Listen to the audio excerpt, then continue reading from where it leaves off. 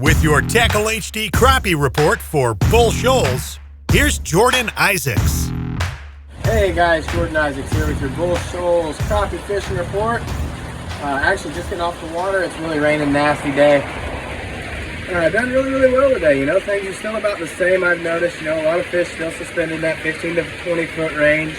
Our water has came up with the rain we've gotten. Not a whole lot, but definitely came up about a foot and a half from what I can tell. I haven't checked the report, but I know it's up.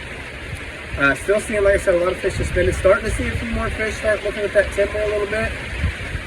Still catching them a lot the same way, finding those suspended schools, throwing it past them on a 16th ounce and letting it fall through. I have begun to pick up a few more fish on the jig and float method on those suspended fish. They'll be suspended, in that 10-foot range, something like that.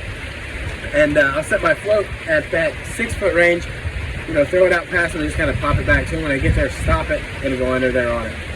Starting to see a pretty good mix of whites and blacks, not just the black crappie like we were. We're starting to see the whites in there too.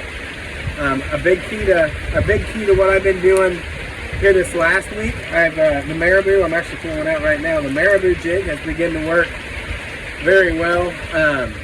So this jig here, catching a lot of fish on that. That's a wager baits marabou jig.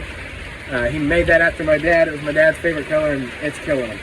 The other thing I'm catching my fish on right now is a Pro Striker.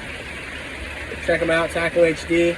It's a Pro Striker Monkey Milk with the 16th ounce head. Those are the two colors that I'm predominantly catching on right now. The Pro Striker definitely holds up better than some of the others. They have a little bit tougher rubber in them, so I tend to get a lot more fish on them. On one bait, so I can use less baits throughout the day. I've noticed a lot of fish up on the rock banks in the in that 15 foot and less. I'm starting to see them start piling up on those channel swings and those bigger rock banks. A lot of that presentation I've noticed though is a lot slower. Kind of put that boat headed upstream, throw it ahead of the boat, and let it kind of come back toward you. Swing it with the current a little bit.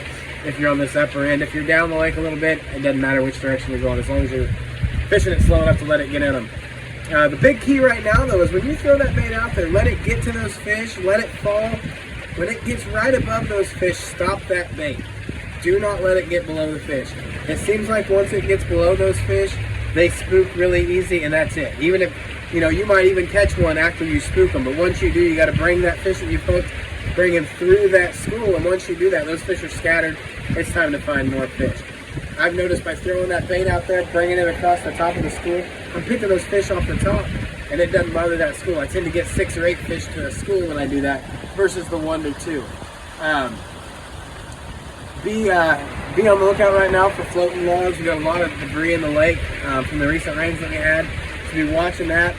Another big thing to be doing that you can start to do now is your vertical stuff on brush piles. I'm starting to see some fish load up on those. Not our great big fish yet. We're still getting a lot of the smaller fish on the brush, but you can pick up some keepers on the brush.